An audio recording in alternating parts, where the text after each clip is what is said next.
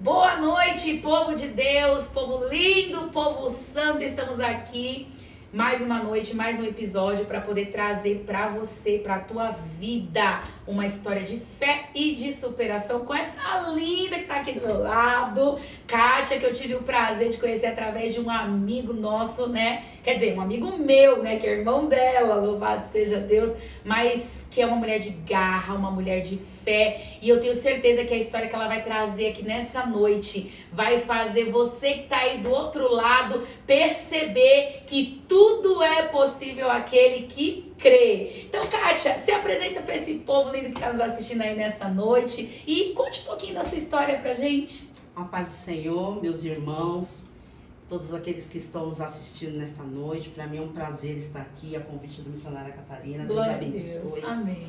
O que a nossa intenção em estar aqui nessa noite é que, através do que for falado, possa alcançar almas aí que esteja passando por algum tipo de necessidades, algum tipo de dificuldade. Essa é a nossa intenção. Em nome de Jesus. Eu congrego na Igreja do Madureira, do Maria Dirce, e tenho algumas histórias para contar para os meus irmãos e espero que sirva, né, para que os meus irmãos possam ser fortalecidos na fé em nome do Senhor Jesus. Ô, glória! Então vamos lá. Primeira coisa que eu gostaria de saber, que eu tenho perguntado, né, para todos que participam aqui do nosso episódio, é o seguinte: você sempre foi evangélica, nasceu num berço evangélico ou não?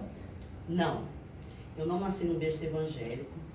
Eu conheci o Senhor, eu já era casada, mas é muito interessante porque eu desde muito pequena eu sentia um vazio espiritual dentro de mim. Sério? Eu tinha muita sede de Deus, mas eu não conhecia esse Deus da maneira que eu conheço hoje. Tanto é que eu fui católica por muito tempo. E eu era uma católica que eu, de fato, praticava. Eu era responsável, com 15 anos de idade, eu já era responsável em fazer todas as novenas natalinas, nos finais de ano. Nossa. Porque eu tinha essa sede de Deus. Que lindo. Eu não tinha uma base espiritual sólida na minha família, né? A minha mãe, a família da minha mãe eram todas católicas, né? Pra falar a verdade, minha mãe, ela era muito inclinada a questões de astrologia, de carta, de tarô. Minha mãe era muito voltada para isso. O meu pai não. O meu pai já veio de uma família evangélica. Meus avós paternos eram evangélicos. Eu não conhecia meus avós. Eles me conheceram porque eles ainda chegaram a me pegar no colo. E eles eram evangélicos. E meu pai tinha essa base evangélica, mas quando meu pai se casou com a minha mãe, ele ainda tentou ir para a igreja algumas vezes, e aí não deu certo, porque minha mãe não gostava de ir. Algumas vezes a minha mãe ia para a igreja e a minha mãe manifestava muito, às vezes até quando ela se aproximava da calçada da igreja, ela já manifestava. E ao invés dela perseverar para ser liberta, eu acho que ela se sentiu constrangida e ela não foi mais. Mas toda a base espiritual que eu tinha veio dos meus pais. Porque mesmo minha mãe sendo católica, minha mãe me incentivou. Eu fiz primeira comunhão, eu fiz crisma, todas essas coisas que, né, as pessoas que estão na igreja católica, eu fiz catequese, eu fiz todas essas coisas. Mas a base espiritual, de fato, de ter essa sede de conhecer Deus, vem do meu pai. O meu pai muitas vezes nos levava assim para o quintal, e o meu irmão, que é o irmão do meio, o Emerson, a minha irmã nem tanto, mas o meu irmão, ele deve lembrar disso. Meu pai levava a gente para o quintal e falava pra gente: olha para as estrelas, e a gente ficava olhando as estrelas, a lua, e ele falava: olha, quem sustenta tudo aquilo é o Senhor. Nossa, que lindo. Então essa base de conhecer esse Deus que sustentava as estrelas veio do meu pai, e isso me fez assim sentir uma necessidade muito grande de conhecer Deus. Mas eu não nasci num berço evangélico assim, passei por processos muito difíceis até chegar no Senhor. E eu glorifico o Senhor por isso. Quando a gente está passando por uma dificuldade, a gente não entende, aparentemente aquilo parece ser ruim, mas todo o processo de dificuldade que eu passei antes de conhecer o Senhor foi o meio que o Senhor escolheu para que eu pudesse me achegar a Ele, porque Deus conhece a estrutura de cada coração. E o que é mais lindo é que ele diz que se necessário for, se um coração for de pedra, ele tem poder para trocar um coração de pedra e colocar um coração de carne. Que bem. Então foi isso que o Senhor fez. Ele me cercou de todos os lados, trabalhando no meu coração, e ainda assim eu não conseguia entregar a minha vida para o Senhor. E eu sinto isso, que o Senhor tirou um coração de pedra e colocou um coração de carne. Mas isso foi assim já quando eu já estava com 16, 17, 18 anos. Nossa, que legal. Mas aí, nessa idade, então você não teve nem tempo de curtir, como o povo fala, né, nos dias de hoje. Uma balada, não deu tempo, porque como o Senhor já estava te cercando, foi uma preparação muito rápida, você acredita, da parte de Deus, e em trazer você para a presença dele ou não? Você até teve um pouco dessa experiência? Eu tive, sim. Não foi uma experiência muito grande, muito tempo, mas eu tive essa experiência. Eu cheguei aí em bailes, eu já fumei muito, final de semana, mas tanto é que por conta de tudo isso eu casei com 17 anos.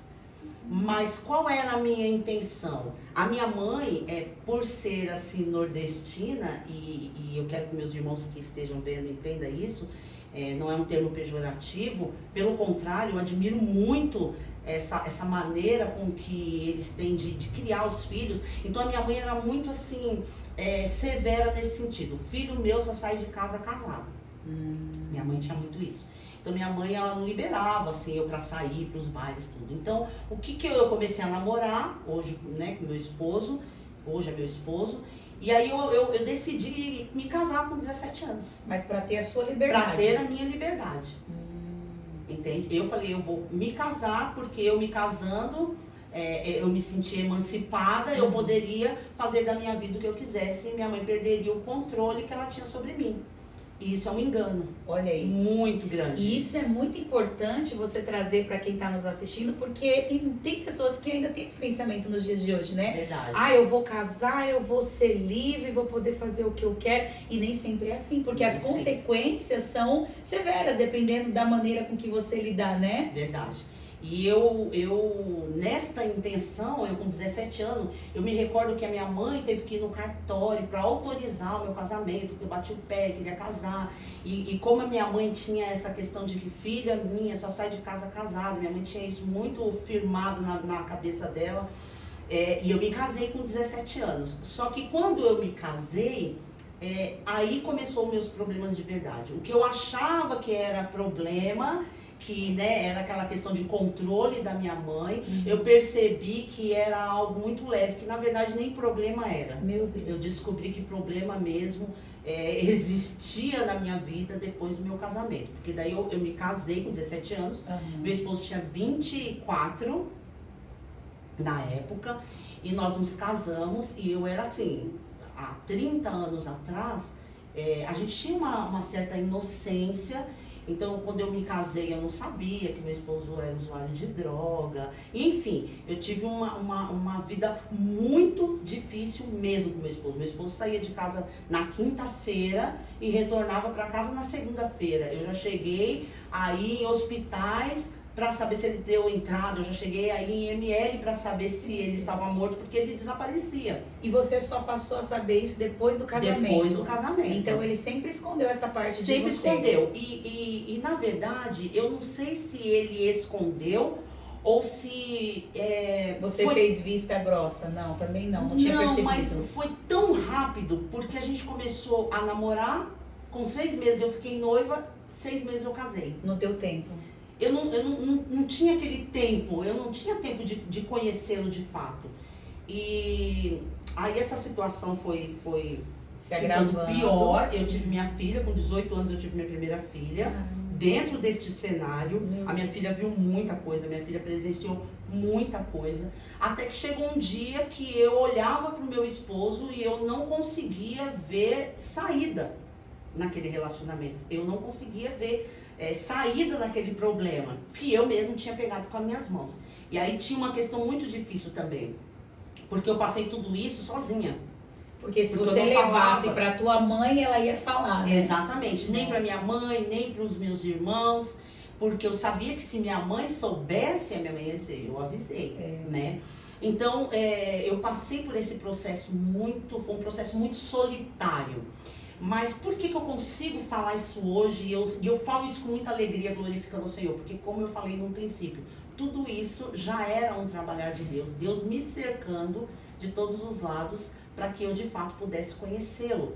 E aí eu estava trabalhando, nessa época eu trabalhava numa oficina mecânica, num centro automotivo.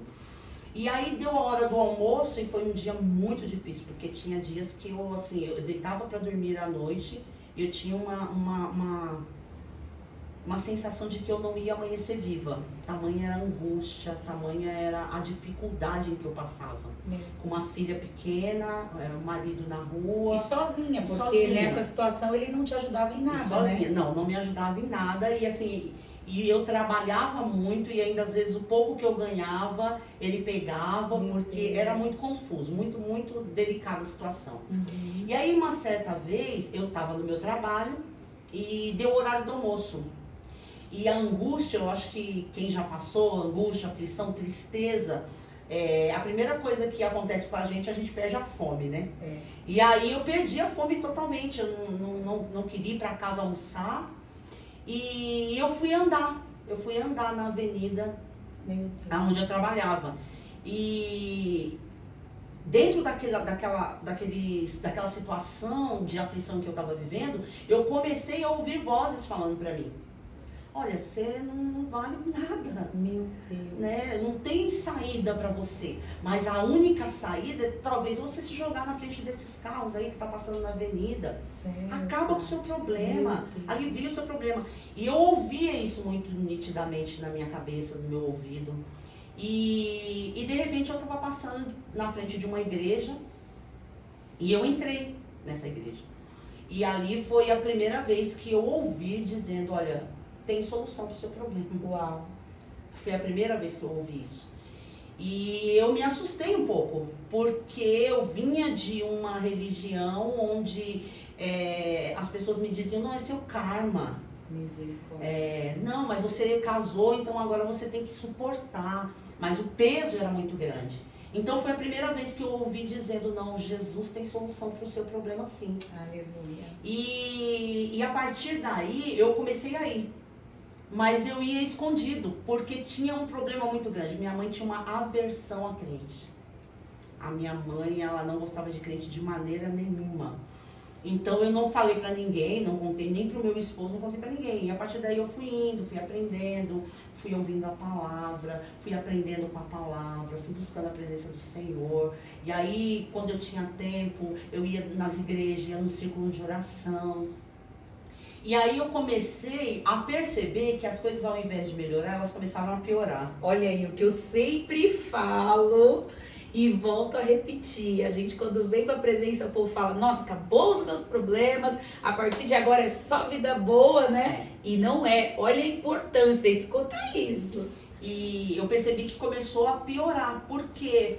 Porque antes eu tinha um problema, mas agora, em conhecendo o Senhor e conhecendo a palavra, não era só a questão do problema terreno que eu estava vivendo particular, mas tinha a questão espiritual, porque agora o inimigo percebeu, né, que eu de fato tinha conhecido aquele que podia me libertar. E eu tenho convicção disso, baseado nas escrituras, que o inimigo não pode tomar de nós aquilo que o Senhor deu. Glória a Deus. Mas ele vai tentar atrapalhar a nossa vida e complicar e fazer com que a nossa caminhada fique muito mais pesada. Então as coisas complicou de uma forma muito grande, a ponto de eu orar e falar para o Senhor: Senhor, mata o meu marido. Meu Deus! Porque era a única saída que eu via, porque ele começou a não querer me deixar ir para a igreja. Ele falava: olha, eu acho que se você está indo para essa igreja, mas você está tendo um caso com um pastor, que aqueles irmãos não é irmão de verdade. Então eu tinha todo esse problema. Às vezes era semana de ceia, eu não podia ceiar, porque ele tocava num grupo de samba e ele queria que eu fosse acompanhar. Então foi muito complicado para mim. E nesse momento, também, o divisor de água na minha vida, foi encontrar um pastor que de fato tinha sabedoria para me aconselhar. Porque quando eu cheguei nele e falei, pastor, meu esposo quer que eu vá lá no pagode com ele, eu preciso vir na ceia, eu quero vir na ceia. Ele olhou para mim e disse, vai pro pagode com ele, porque você é esposa dele, você precisa acompanhar ele.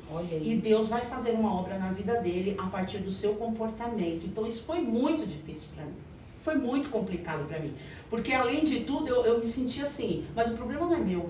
O problema é dele. Eu já conheci o Senhor, então o problema é... E isso é um erro também que a gente comete. Porque a gente acha que, eu conheci o Senhor, então agora o problema e o erro está nas pessoas, não mais em mim. Isso não é verdade. A gente precisa ser transformada. E eu percebi que pelo menos 70% dos problemas do meu casamento é porque eu ainda não tinha sido transformada. Estava em mim. Porque o meu esposo falava A, eu falava B. Se ele quebrava um copo, eu quebrava 2. Então eu percebi isso. Então o mais difícil para mim foi o Senhor falar, filha, o problema está em você, não nele. Que a gente não quer aceitar, né? O mais difícil para mim foi ouvir o Espírito Santo dizer, olha, eu não levo em conta o tempo da ignorância. Ele vive o tempo da ignorância, você não, você já conhece a palavra. Uau. O mais difícil para mim foi ouvir o Espírito Santo dizendo, aquele a quem eu mais dei é o que eu mais vou cobrar. Então, isso pra mim era muito difícil, porque eu olhava o meu esposo chegando de madrugada, bêbado, drogado, e eu falava, mas como assim a errada sou eu? Como assim o problema sou eu?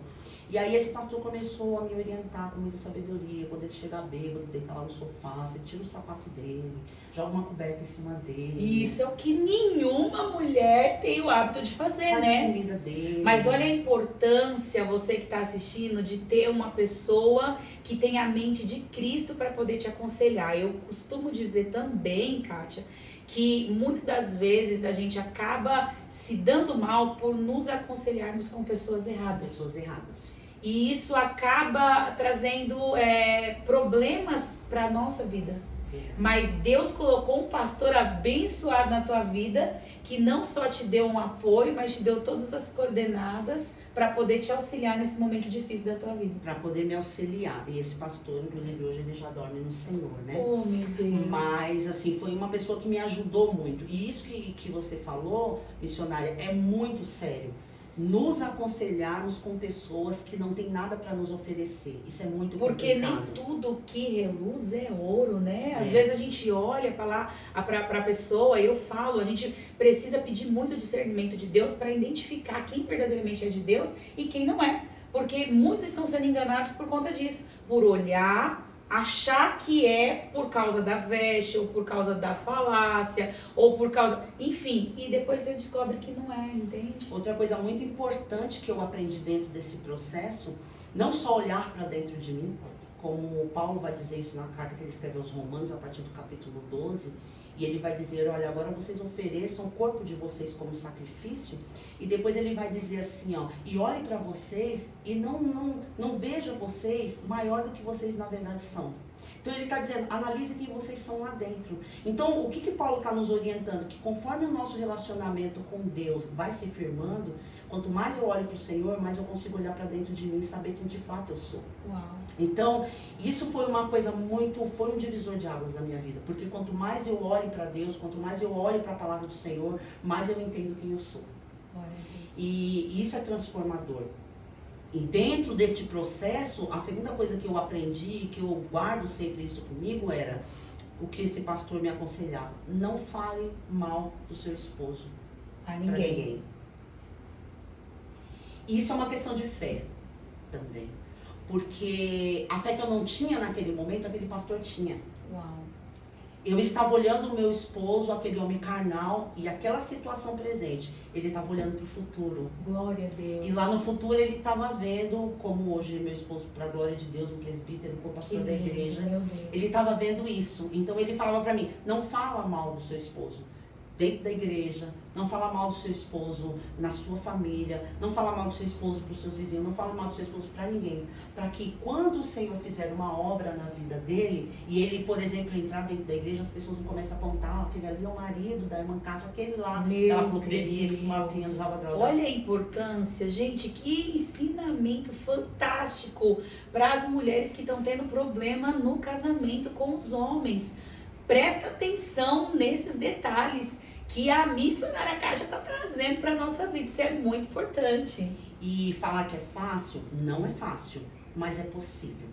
E você fazia isso? E eu fazia. Ele chegava bêbado, você tratava com todo amor? Eu fazia. Sério? Na verdade, era um amor fingido, Sim. né? A Mas, princípio, sim. A princípio, sim. Porque Uhum. tudo na nossa vida é prática. Certo. Tudo na nossa vida é prática e decisão. Amor não é sentimento. Se a gente achar que amor é sentimento, a gente está perdido. Porque eu faço uma pergunta para quem está nos assistindo. Quem vai conseguir amar, por exemplo, um assassino do seu filho? Se for um sentimento, esse sentimento nunca vai florescer, nunca vai brotar no nosso coração. Verdade. Amor é decisão, assim como o perdão também é. Eu decido amar, Nossa. eu decido perdoar. Meu Deus. Eu não vou dar para ele, eu não vou pagar com a mesma moeda aquilo que ele me fez. Isso é libertador, mas é uma decisão. Então, o que acontece muitas vezes? A gente fala assim, eu não quero perdoar porque a gente acha que a questão do perdão é benefício para o outro. E não é, para nós mesmos. É libertador para nós. Então, no início, eu tinha aquela decisão. Não, eu vou fazer tudo que o pastor falou. Ele está mandando eu amar com as minhas atitudes, eu vou amar. Eu decidi fazer aquilo. Só que aqui isso não florescia. Então, eu aprendi com o Senhor que primeiro eu vou realizando na prática. E aí o Espírito Santo vai trabalhando dentro de mim, vai limpando meu coração. Por conta da tua decisão. Por conta da minha decisão. Meu Deus.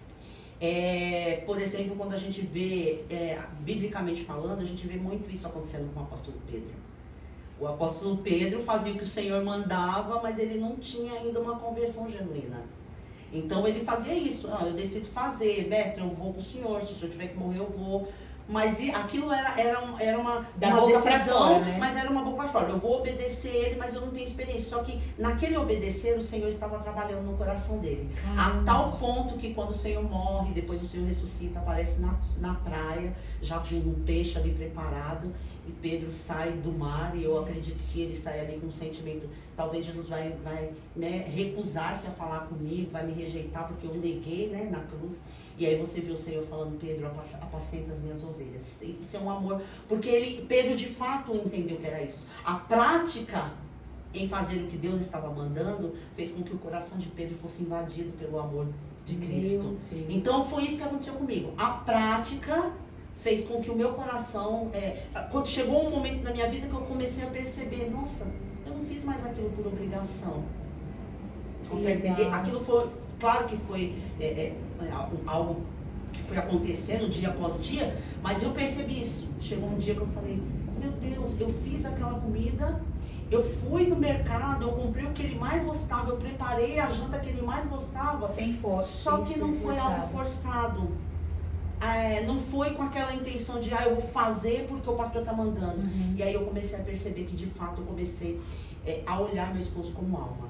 Caramba. O nosso maior problema é olhar para as pessoas como ser humano. E como ser humano a gente vai falhar. Nosso melhor amigo vai falhar. O nosso pastor vai falhar porque ele é ser humano. Mas quando eu olho para ele como alma, aí as coisas ficam muito diferentes. Então este pastor me ensinou a olhar para o meu esposo como alma.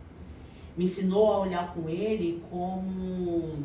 Sabe aqueles gatos que estão indo ser abatido no matadouro? Meu Deus. É isso. Ele fala, o seu esposo está indo ser abatido no matadouro. E você você vai precisa deixar? resgatar. Meu Deus, que coisa forte. Então foi todo esse processo e eu conheci o Senhor dessa maneira, passando por toda essa prova.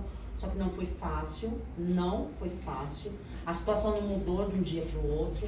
Mas o que eu posso te dizer é que quando o meu esposo teve um encontro com o Senhor, e eu nem sabia disso, uma primeira vez que ele teve uma oportunidade que eu vi, que eu pude presenciar, ele disse o seguinte no púlpito: irmãos, eu nunca gostei de crente, e ele não gostava mesmo. Ele evitava passar na calçada de uma igreja evangélica, porque ele dizia que os crentes eram tudo doido. Eu até brinco com ele e digo que Deus olhou lá do céu e falou, você vai ficar doido também. Eita glória, aleluia! Mas ele não gostava. E quando ele foi dar um testemunho, me chamou muita atenção e eu guardo muito isso. Porque ele disse o seguinte, eu só tive interesse de saber quem de fato era esse Jesus Meu Deus. quando eu vi transformação na vida da minha esposa. Olha isso, Porque gente. eu olhei pra ela e falei, mas onde está aquela mulher rixosa? Aquela mulher briguenta? Olha isso. Aquela mulher, sabe, de pavio curto. Meu. Onde está aquela mulher? Por que ela tá assim tão diferente? Eu quero E conhecer. foi a partir daí que ele quis conhecer, e ele fala isso. E eu quis conhecer o que foi que transformou a vida dela. E aí, a partir daí, ele conheceu o Senhor e Deus fez uma obra assim muito grande na nossa vida. Que coisa tremenda. Tá vendo a importância da gente ter mudança no nosso comportamento? Porque como que a pessoa vai ter interesse de conhecer alguém se não tá vendo a mudança em nós? Então a mudança precisa primeiro acontecer na gente para que eles possam ter interesse e ir. Então muitas das vezes, olha só que incrível isso. O erro tá em nós, não tá na pessoa. E isso assim, é tão verdadeiro que o apóstolo Paulo ele vai dizer assim, a esposa que tem um marido descrente, que ganhe ele no silêncio. Gente, Quando Paulo diz que ganhe no silêncio, Paulo então está dizendo, as suas atitudes não é o que você fala, é quem você é. Meu Deus. E isso não é só nessa questão do meu casamento. Eu trago isso para minha vida. A gente precisa procurar falar menos e viver mais. Amém. Aquilo que a gente de fato, né, diz que a gente serve, né? Eu, por exemplo, eu tenho essa coisa comigo de falar de fato aquilo que eu vivi. Eu não sigo muito exemplo dos outros, porque tem muitas pessoas que vivem disso. É porque eu soube que fulano aconteceu isso. Isso é muito bom, mas melhor do que isso é você contar um testemunho da sua própria vida.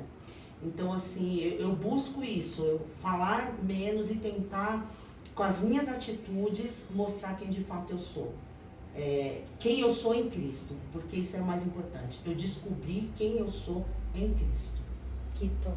E aí, a partir daí, Deus de fato mudou minha vida. É claro que nós tivemos muitas dificuldades, até dentro da igreja, muitas dificuldades. Mas uma coisa muito importante que eu aprendi com o Senhor, e eu acredito que será assim muito bom para muitos irmãos que estão nos assistindo nessa noite. Uma certa vez uma irmã veio e falou para mim assim, olha, irmã Kátia, uma irmã falou isso, falou aquilo, falou aquilo, falou aquilo da senhora. E eu fiquei triste. E eu sou muito chorona. E na hora assim eu chorei. Eu não conseguia nem falar, eu chorei. E foi bom até eu ter chorado, porque talvez se eu conseguisse falar, eu ia falar um monte de bobeira, porque na hora do nervoso a gente acaba falando. E depois eu fui orar, porque eu sempre faço isso. Eu apresento ao Senhor aquilo que eu estou sentindo. E o Espírito Santo falou para mim, filha, o importante não é o que as pessoas dizem de você. O importante é você não falar nada contra elas. Então, assim, isso para mim foi muito forte. E eu comecei a perceber isso. De fato, o que as pessoas falam de mim, isso não é importante. O importante sou eu não falar delas. Eu não posso falar mal delas. Mas se elas quiserem falar de mim, não tem problema nenhum. Falaram do meu Senhor, como não vão falar de mim? Então, assim, isso foi uma coisa assim que Deus me ensinou também. E a ter resiliência, no sentido de suportar mesmo as aflições por amor a Cristo. Fácil não é muito difícil. Às vezes a gente precisa ver pessoas que a gente ama nos virando as costas por causa de Cristo, mas a gente precisa ser fiel a quem a gente serve. Então eu busco isso na minha vida, mas foi fácil? Não foi, mas a palavra tem sido libertadora. Eu amo a palavra do Senhor, eu estudo a palavra do Senhor, eu busco na palavra do Senhor, porque eu sei quem eu sou. A minha natureza é pecaminosa. O pecado ainda está à nossa volta. O pecado só vai ser tirado da nossa volta quando a gente for para a glória. Então, eu sei quem eu sou. Então, eu sei que a gente passa dificuldade, que o inimigo está investindo, e se a gente der uma legalidade, ele entra. Então, eu tento buscar na palavra do Senhor esse alicerce para poder me parecer um pouquinho mais com o meu mestre. E é isso. Até porque se nós não buscarmos isso na palavra, que é a palavra que nos consola, é a palavra que nos enche, é a palavra que traz o refrigério para nossa alma, baseado em tudo que você viveu, se não fosse a palavra do Senhor, você não tinha suportado tudo isso. De maneira nenhuma. Não tinha suportado, porque a palavra do Senhor foi e é a base assim, para tudo. E o próprio Senhor, ele vai dizer, e conhecereis a verdade, e essa verdade vos libertará. E eu fui liberta de mim mesma. Porque às vezes a gente tem essa impressão de que o nosso maior inimigo, né, é o diabo. Mas muitas vezes o nosso maior inimigo somos nós mesmos. Tiago vai dizer, não diga que de Deus vocês são tentados, porque Deus não tenta ninguém. Também não diga que foi o diabo. Ele vai dizer, o pecado nasce primeiro dentro de nós. Meu Deus. Então, se a gente der legalidade àquilo, o inimigo ele só vai entrar onde a gente der legalidade. É por isso que eu falo, o inimigo nunca vai tentar me derrubar ou me destruir, me oferecendo, por exemplo, bebida. Porque é algo que você nunca Não fez é e não... verdade. Ele Mas vai em investir. outras coisas, naquilo que realmente é a minha fraqueza, ele vai investir. Então, eu sabendo disso, o que eu tenho que fazer? Eu Se tenho que preparar. fortalecer e me preparar. E como é que a gente se fortalece e se prepara? Através do quê? Oração. Da oração, a palavra, o jejum. Essas são as ferramentas que nós temos que ter no nosso dia a dia. Porque se não usarmos essas ferramentas, nós vamos estar propícios a dar legalidade que tanto o inimigo, né, tem tentado para fazer a gente pecar, né? E esse pecado é que vai nos afastar do Senhor. Então a gente não pode permitir que isso aconteça. Por isso que tem muitas pessoas que hoje estão se enfraquecendo na fé, porque acha que o conhecimento é o suficiente, que está cercado de pessoas de Deus, e quando menos espera, eu sempre digo que assim, o inimigo ele tem um algo que muito crente não tem, que é a paciência de esperar o momento certo de agir. Então, às vezes a gente acha que tá forte, e aí um vacilo que a gente dá é a brecha que ele tem para entrar e fazer aquela arruaça, né? E uma coisa que é muito triste até, porque a gente tem visto, houve um tempo em que a gente, os hinos da harpa, do início do culto, a oração inicial, muitas vezes faziam com que as pessoas manifestassem, e o inimigo era expulso naquele momento. E hoje em dia a gente percebe que o inimigo tem usado muito crente. Isso é muito triste. A gente percebe que as maiores disputas, principalmente por cargo, têm sido dentro das igrejas. Verdade. A gente percebe que os escândalos financeiros têm sido dentro da igreja. A gente percebe, e eu falo isso com conhecimento de causa, a gente percebe que o número de divórcio tem aumentado muito no meio dos cristãos. E por quê? Será que Deus mudou? Será que o poder dele se enfraqueceu? Será que ele sofreu alguma alteração com o passar do tempo? A tecnologia, de repente, a modernidade mudou? Não, Deus continua sendo Deus no mesmo lugar. João vai dizer isso em Apocalipse 4. Eu acho lindo, porque João vai dizer que o Senhor o chamou e em espírito ele foi e ele entrou no recôndito de Deus. Ele entrou dentro das moradas, no lugar escondido de Deus. Isso é coisa maravilhosa, no secreto de Deus. E ele falou que quando ele entrou lá, algo chamou a atenção dele. Ele falou que olhou e viu um trono central. E lá naquele trono estava sentado um que era em semelhança do Filho do Homem. Então o que João estava dizendo? Que Deus continua reinando, governando. Ele está lá na sua sala de comando e de lá ele governa todas as coisas. E é por isso que nenhuma vírgula da história da humanidade caiu por terra e nem vai cair. Porque ele está no comando e no controle de todas as coisas. Então ele está lá, ele não mudou. Então o que mudou na verdade? Os crentes mudaram. Muitas vezes a gente não está mais nos direcionando para o Senhor como o nosso alvo, como diz Paulo. Cristo é o alvo, eu deixo as coisas que para trás ficou e olho para Cristo, que Cristo é o nosso alvo. Então a gente muitas vezes percebe isso dentro da igreja. E talvez, é claro que isso não é uma crítica, mas é uma observação. Talvez até por falta de palavra. porque a gente vê muito movimento. Verdade. A gente vê muitas profecias, a gente vê pessoas que fazem campanha, que chamam irmãos, que adivinham o número do RG, que adivinha, sabe, coisas que a Bíblia não nos ensina, coisas que o Senhor não nos ensinou, e as pessoas estão vivendo dessa fábula. As pessoas estão correndo atrás do lenço, do suor do apóstolo, do óleo ungido, e a gente se esquece o que o autor aos Hebreus disse, que Cristo é suficiente. Ele é suficiente e o sacrifício dele é perfeito. Cristo não precisa de nada fora dele mesmo para ser quem ele é. E nós não precisamos de nada fora de Deus para ser quem nós somos. Então as pessoas estão buscando muito subterfúgio, materializando a fé. E quando na verdade o próprio apóstolo Paulo, também Abacuque, vai dizer que aquele que de fato serve ao Senhor não vive por vista, vive por fé. E fé, Hebreus capítulo 11 vai dizer, é a certeza de uma coisa que você não vê, mas que você espera. Meu Deus. Então esse é o maior problema. Enquanto a gente está preocupado com essas coisas, com a cor do sapato da irmã, com que roupa que a irmã vai, enquanto a gente está preocupado em ouvir uma palavra que massageia o nosso ego, enquanto a gente está preocupado com essas coisas, o inimigo está entrando dentro das igrejas. Então eu vejo que a única maneira de combater isso é a pregação do Evangelho, é voltar mesmo para a prática das Escrituras de uma forma genuína, como de fato ela é. O apóstolo Paulo em 2 Timóteo vai dizer isso muito claro. Ele está no corredor da morte. É uma carta de despedida que ele está escrevendo ali para o jovem pastor Timóteo.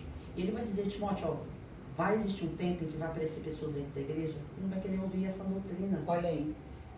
E quando ouvir, vai sentir como se fosse comichão nos ouvidos, porque vão escolher viver de fábula. E ele vai dizer mais, vão aparecer pessoas mentirosas dentro da igreja. Meu Deus. Jactanciosas, que são pessoas orgulhosas, donas de si mesmo.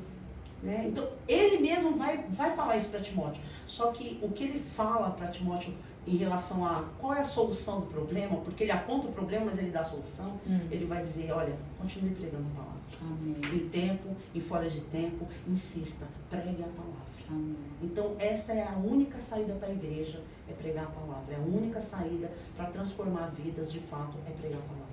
Então, você que está nos assistindo, que tem frequentado lugares onde eles não priorizam a palavra do Senhor, você já começa a identificar que está faltando Deus nesse ambiente.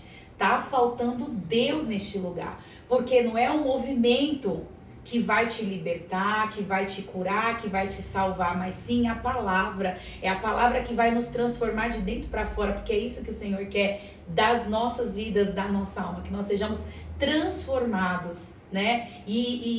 Eu quero até aproveitar que a Kátia está aqui. Você é professora hoje, né? Ou ainda não? Já está dando aula já? Não estou dando aula, mas eu já posso dizer que estou formada. Né? Então você vai poder falar claramente aqui o que eu costumo. Eu tenho ouvido nos últimos dias. Claro que não é em todos os lugares, né? Como você mesma disse, tem lugares que está faltando a presença de Deus. E quando você observa esse detalhe, né? Que não tem tempo suficiente para a palavra de Deus. Eu falo porque eu presencio isso em diversos lugares, né? Agora eu comecei a sair para falar um pouquinho de Jesus, não tô ainda como tu, né? Mas enfim, e eu tenho observado que o tempo que eles têm dado mesmo para que a gente possa levar é mínimo. Então assim, o culto começa, quase 2 horas só de louvor e aquela coisa, e quando chega a hora da palavra, que é o momento, né, transformador, e aí eles falam, 20 minutos, 30 minutos. E eu falo que nós, assim, da FAD, a gente dá o tempo suficiente que o pregador precisa, necessita e almeja. Então nós estamos sendo conhecidos como a igreja da palavra. Por quê? Porque é isso. O que Deus quer que nós priorizemos a palavra. É o que vai trazer mudança de vida na vida de muitas pessoas, né? Mas uma dúvida não, eu tenho conhecimento, mas eu queria que todos que estão assistindo também pudessem aprender um pouco mais a respeito disso, porque você falou a respeito do que as pessoas estão procurando hoje dentro da igreja, que é saber, né, de futuro, enfim, profetadas. Eu não vou dizer como profecia, eu vou trazer como profetada mesmo. E a palavra do Senhor, né, diz que nos últimos dias muitos seriam enganados. por conta dessas coisas, né? Que haveriam falsos profetas e que nós precisávamos abrir os nossos olhos espirituais o quanto antes para que nós também não venhamos ser enganados. E aqui você disse de que forma? É através da oração, é através do jejum, mas também da busca da palavra do Senhor, não é isso? É verdade. E isso existe mesmo nas escrituras do Senhor. Nós já estamos nesses dias, não estamos? Então, não tem, às vezes a gente, existe muito crente que eles são um pouco radical para umas coisas e negligenciam outras. Uhum. A gente percebe que tem muita gente que ora muito, e é claro, em nome do Senhor Jesus, a oração, ela é fundamental, ela é dever de todo cristão. Uhum. Dever do crente é orar.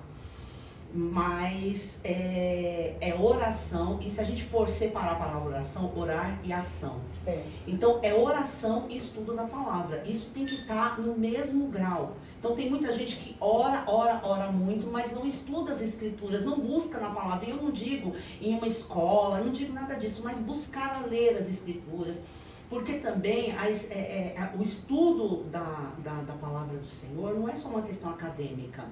Mas o Espírito Santo é o nosso maior professor. Uhum. Então, mesmo que a pessoa não tenha aquela condição, ou não teve, né, o privilégio de poder estudar, ela lendo as Escrituras todos os dias, o Espírito Santo vai falar com ela, eu tenho certeza disso. Eu conheci uma senhora com 89 anos, ela não sabia ler, mas ela chegava num culto e ela citava, ela falou, peço para os irmãos abrir a Bíblia em tal livro, em tal capítulo, em tal versículo, leiam para mim do versículo tal. Ela tinha a Bíblia decorada. E aí a gente vê o salmista também dizendo, né, eu guardei a tua palavra no meu coração para eu não pecar contra ti. Então a gente não pode ser radical, ou só uma coisa ou só outra. Em contrapartida a gente vê aí muitos estudiosos, muito teólogos que gastam a vida inteira estudando, aí chega muitas vezes nos púlpitos, lança um monte de palavra no hebraico, no grego, no aramaico, para mostrar de fato conhecimento, mas não busca o Senhor na oração, e a palavra ela também é uma palavra revelada. Então a gente precisa ter o Espírito Santo nos guiando, então são essas duas coisas. Uhum. A gente está de fato vivendo os últimos dias. Eu até me atrevo a dizer que a igreja está se despedindo da terra. Eu me atrevo a dizer. Eu até brinco com meus irmãos e toda vez que termino um culto, eu abraço meus irmãos e falo, deixa eu abraçar você bem forte, que eu acho que o próximo abraço só vai ser na glória. Então a gente percebe que de fato as coisas estão acontecendo. E por que as coisas estão acontecendo? Porque muitas pessoas estão sendo enganadas. Justamente por esse motivo. Porque não estão priorizando. Não estão priorizando a palavra do Senhor. Tudo que está fora da palavra do Senhor, então não provém de Deus. É simples assim. Se está fora da palavra do Senhor, não provém de Deus. Eu acho isso muito interessante porque a Bíblia vai dizer que o apóstolo Paulo, ele foi numa determinada cidade e as pessoas acharam que ele era um semideus. E as pessoas começavam a glorificar Paulo, achando que ele era um semideus. Eu fico imaginando isso nos dias de hoje.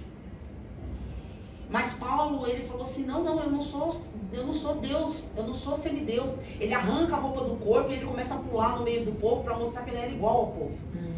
Entende? Já por essa questão, porque Paulo não queria nenhum tipo de idolatria. E o que a gente vê hoje em dia é contrário a isso. Verdade. Então, mas por que a gente é enganado dessa maneira? Porque a gente não observa as Escrituras. O próprio Senhor vai dizer, vocês erram porque vocês não examinam as Escrituras. Então não tem uma outra maneira, missionária Catarina. Cristo, o sacrifício de Cristo é perfeito. O sacrifício de Cristo é perfeito. E é um sacrifício pleno. Então, toda e qualquer coisa que esteja fora de Cristo não condiz com Cristo, não condiz com as Escrituras, eu preciso cair fora. Entende? Então, por que a gente erra? Porque a gente não examina as Escrituras. A gente prefere essa questão. As pessoas veem Cristo, por exemplo, como uma prateleira de supermercado. Escolhe o que... Né? Hoje a minha necessidade é essa, então eu vou lá buscar, entendeu? É dessa maneira. E as pessoas vão muitas vezes para as igrejas ouvir aquilo que massageia o ego. E infelizmente elas encontram pregadores que pregam exatamente aquilo que o povo quer ouvir, mas que não transforma a vida. Então só a palavra de fato vai transformar a vida.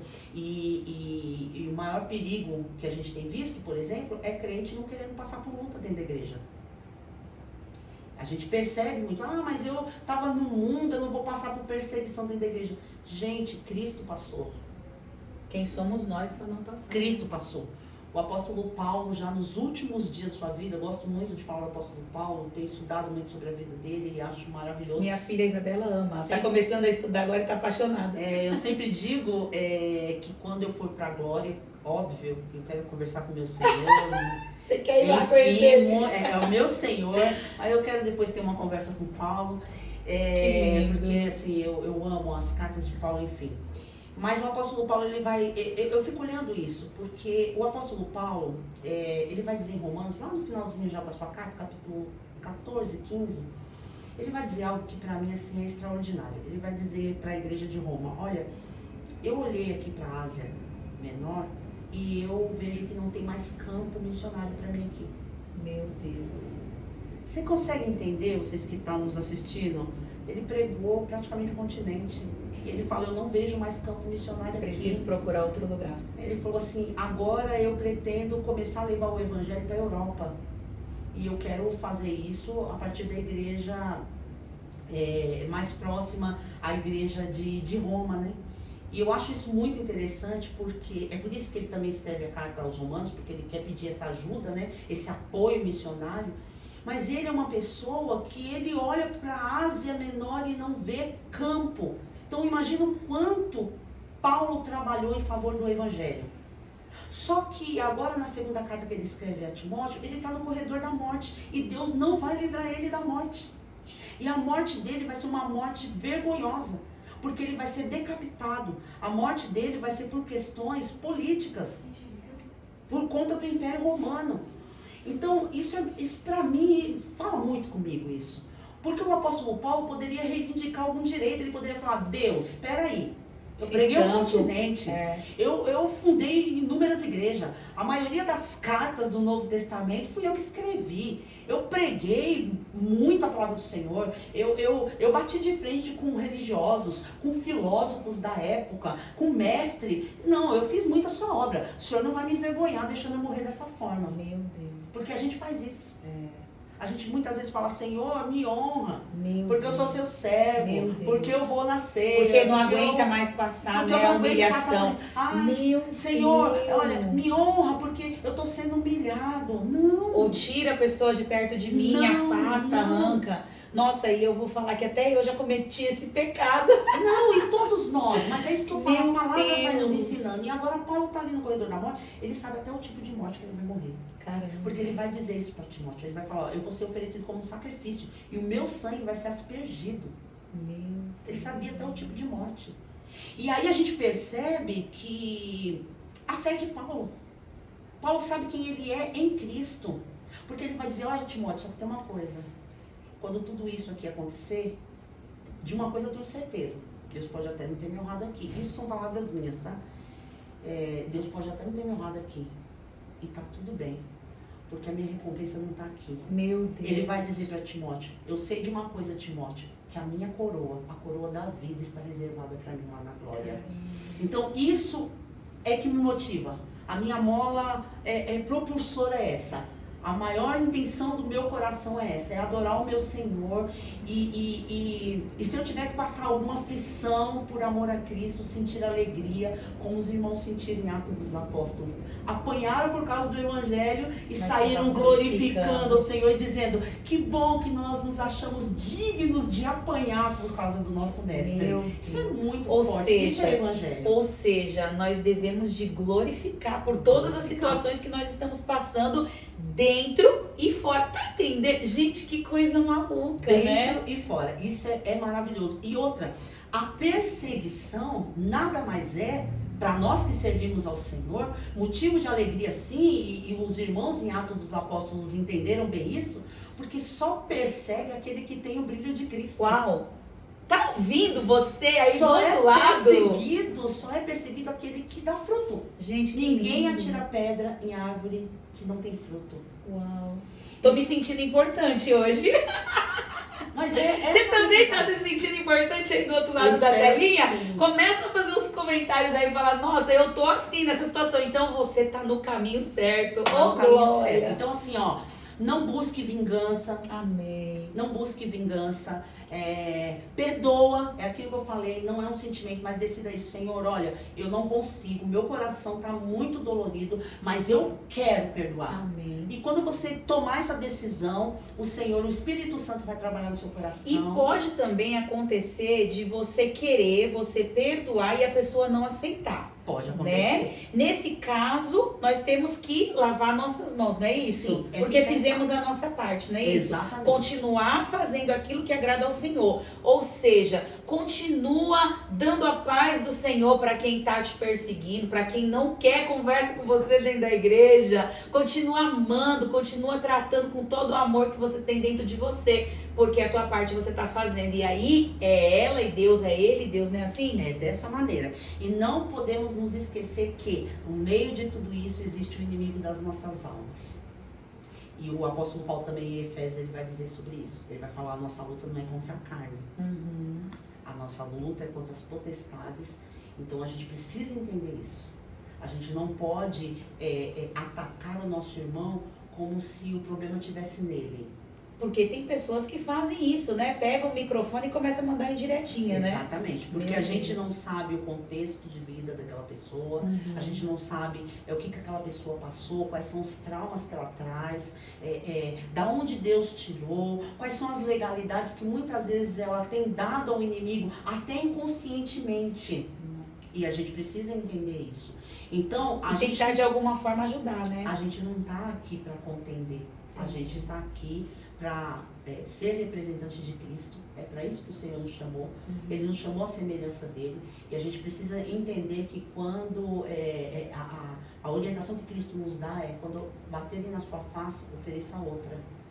A gente não pode se esquecer, e Lucas vai dizer isso, que quando o Senhor Jesus Cristo estava na cruz, e às vezes as pessoas não prestam muita atenção e acham que só um bandido é que estava insultando Jesus. Não, a Bíblia vai dizer que eram os dois. Os dois estavam insultando Jesus na cruz, os dois. Mas o Senhor falou, quando ele reconheceu que é Deus, na mesma hora o perdão veio. O Senhor falou: hoje mesmo você estará comigo no paraíso. Então a gente precisa ser como Cristo. A gente precisa ter o coração como o coração de Cristo. E como fazer isso? Buscando na palavra e buscando em oração. Transformação que o Espírito Santo tem poder para nos transformar. Que história fantástica. Eu queria ficar aqui mais tempo, Kátia. Tem histórias que são tão lindas e traz um ensinamento tão lindo para nossa vida, porque trouxe para mim hoje. Você pode ter certeza que eu aprendi muito. E quando eu falo que são histórias de fé e histórias de superação, não é somente sobre nós, né? Não é, porque aqui nós iniciamos exatamente dessa forma, ela contando a respeito dela, mas olha, aqui nós somos impulsionados pelo Espírito Santo de Deus. Por isso a importância, né, do antes, né, do decorrer. Você pode observar, você que está aí do outro lado da telinha, que a gente não trabalha com esboço, com script, não. Nós somos guiadas pelo Espírito Santo de Deus. Por quê? Porque Ele sabe qual é a sua necessidade. Ele sabe qual é a minha necessidade. Então Ele sabe que as pessoas que Ele tem trazido para cá, porque não sou eu, viu, missionária Kátia? Não sou eu. Quem escolhe é o Senhor. Ele me orienta e eu falo: Deus é, e Ele confirma e eu trago. Por quê? Porque Ele sabe a necessidade da igreja. A igreja, eu digo a igreja como um todo, porque a igreja somos nós, não é isso? Verdade. Então, assim, essa história eu tenho certeza que vai mudar a tua vida. E se você conhece alguém que precisa também ser transformado, pega o ícone que tá aí parecendo uma gaivotinha e compartilha, porque eu tenho certeza que você vai estar sendo um canal de bênção na vida do teu irmão, na vida daquele que precisa e necessita. Eu tenho certeza também que o Senhor há de preparar outros momentos para que nós venhamos ter ensinamentos da parte dele, né? Com a nossa professora, porque ela acabou de dizer aqui que dá aula. E se você quiser conhecer a missionária Kátia, me fale aí, você é do Madureira, mas fica onde? Ali no Maria Dirce? Maria Dirce. Dá um endereço para esse povo, porque pode ser que alguém queira te conhecer, né, pessoalmente, aí vai ter oportunidade de estar indo lá te ver. Amém. Deus abençoe meus irmãos. Eu sou do Madureira, do Maria Dirce. Rua Mascote, número 122. Também faço um convite, nós temos culto ali às terças, às quintas, sábados e domingo. Então faço um convite se você quiser ali ir congregar conosco e cultuar o Senhor conosco e também me conhecer, vai ser um prazer muito grande tê-los lá conosco. E qual o horário, Kátia, dos cultos? Então, às terças e às quintas, 19h30.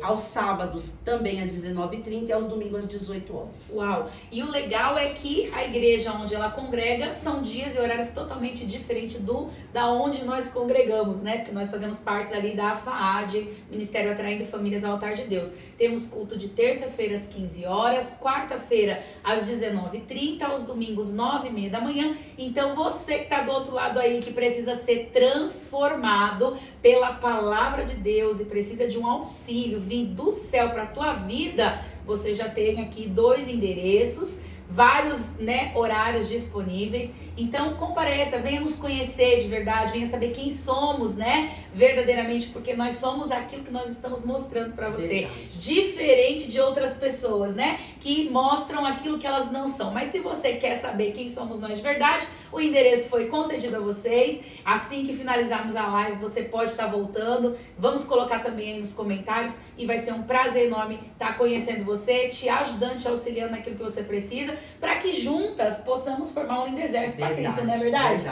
Tem muitas pessoas que precisam de Deus e precisam da minha ajuda, da ajuda da Kátia, e faça parte desse exército, porque lá naquele grande dia nós vamos ter recompensa, né? Amém. Hoje, Amém. nos dias de hoje, como foi dito aqui, talvez possa na nossa mente, né, trazer, caramba, que vida que nós estamos levando, mas vai valer a pena, não vai? Muito, muito.